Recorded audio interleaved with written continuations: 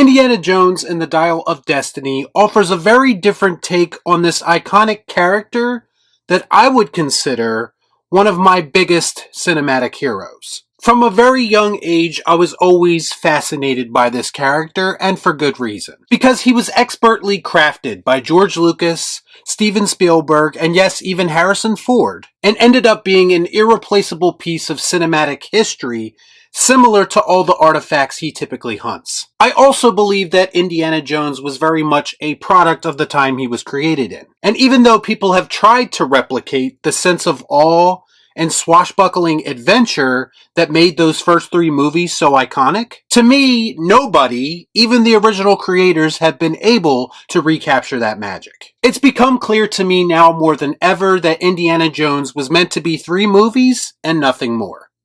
Let's discuss. I watch so you don't have to.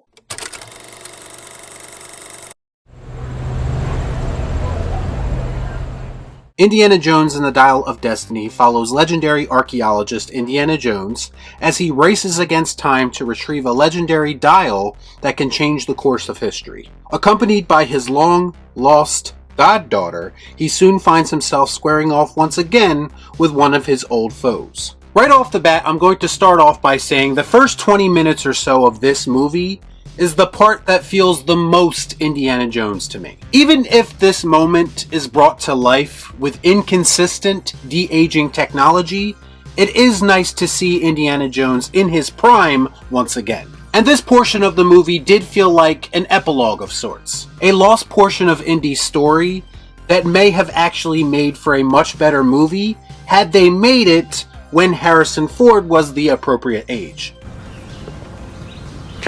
That makes sense.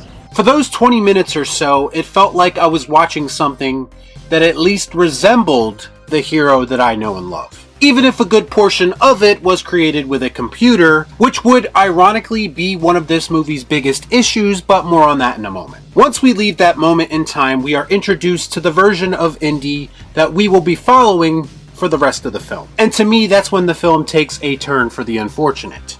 And here we go. I mentioned this in my Raiders of the Lost Ark review that I did a couple years back. But I talked about how well that movie introduces us to a character that at the time we knew very little about. The way that the opening scene of Raiders delays his reveal, showing him gradually, keeping him in the shadows, only for him to step out of the shadows in that iconic moment that we all know, and it instantly made him feel like a big deal. That to me is the gold standard for how you introduce a character to your audience. I like it a lot. And how does Dial of Destiny choose to reintroduce us to this legendary figure? Well, he's a bitter old drunk in his underwear, of course. Stop me if you've heard this before. Now, some people, including employees of Lucasfilm apparently, have this fascination with telling stories about our heroes growing old, and them confronting their failures to live up to their former ideals. I'm too old for this shit. And according to some, this makes those aging characters more interesting. Now, this type of deconstruction of the classic hero archetype is a common thing in modern Hollywood. And I think it's their excuse for using actors who are in an advanced age. But what they don't seem to understand is that these characters are already interesting. That's why people love them. And if the only character development you have for them is to revert back to the tired, old loser story, then maybe you should cease from making new stories about them. Maybe it would be better to leave them in the past when they were at their strongest and most beloved. This movie makes several mentions of Indy's age, and yes, there are jokes about it, and I understand that it's not necessarily something you can just ignore, but there are ways of addressing a character's age without diminishing that character. And to me, the way it's addressed in Dial of Destiny diminishes the character, and that is unacceptable. Son of a bitch. Truthfully, I've always loved Indiana Jones because he is a flawed character already. Yes, he makes mistakes, but he always seems to come out on top somehow, some way by the end of the film. He's been through many different trials and tribulations. But this movie feels like it's going out of its way to tell us that Indy just doesn't have it anymore. And when it comes right down to that, I don't want to see Indy in that way, and I don't find it interesting.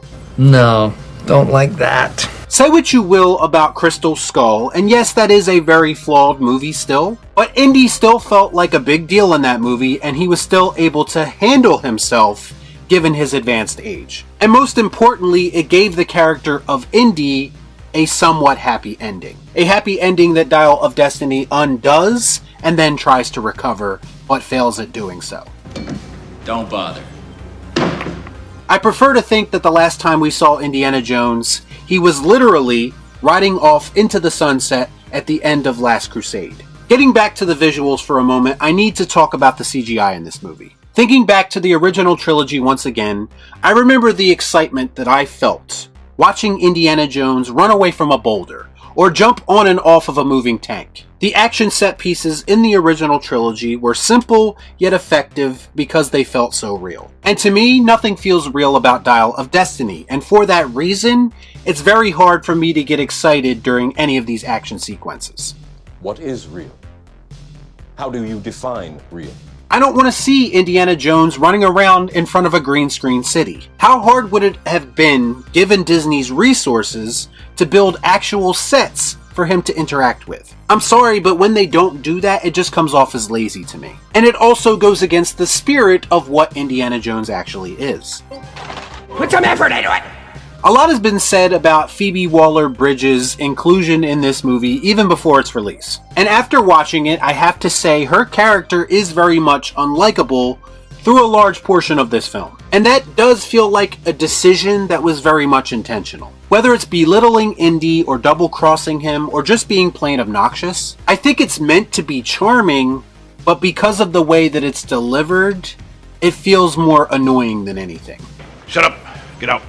As for the adventure aspect of the film, meaning the actual hunting for artifacts portion of it, it feels very much like they were trying to take things back to basics after Crystal Skull went a bit too far over the top and campy with it. And there were moments in Dial of Destiny where I felt like they did a decent job of doing that. There were also moments where I felt like everything that was being accomplished and discovered was too easy. It was too convenient. So it's kind of a good news, bad news scenario, and I think the attention to detail was a bit lacking in that area. Not impressed.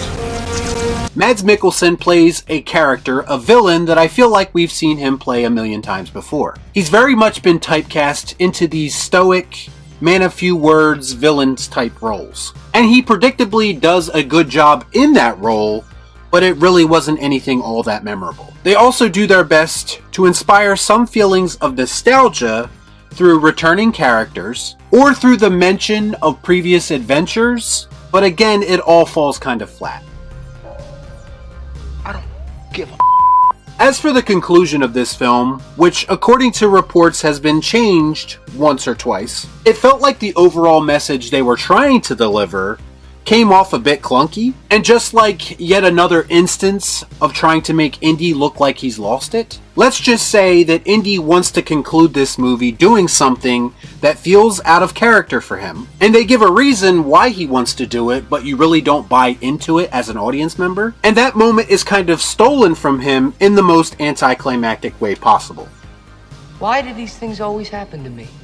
To me, it's really bad when the worst part of an Indiana Jones movie happens to be the way Indiana Jones is portrayed. You need more than an iconic score from John Williams to make this character feel important if your plan is to deconstruct him in the worst way possible. The charm that made this character who he is almost completely non-existent in Dial of Destiny. If the goal was for James Mangold to give Indiana Jones a satisfying conclusion, in the way he gave Wolverine a satisfying conclusion at the end of Logan, then to me, he failed at doing so. You see, I felt something when Logan's end credits rolled. I felt next to nothing once Dial of Destiny was over, because like most modern sequels to iconic franchises, this felt like Indiana Jones in name only. It felt like someone's cheap imitation version of that kind of story. And unfortunately, that means another one of our iconic heroes goes out with a whimper rather than a bang. The worst part of it all is I wasn't even mad while watching this. In reality, I felt next to nothing. And that's why to me, Indiana Jones and the Dial of Destiny is the very definition of a careless Sam Gerard. I don't care! Y'all be cool. Right on.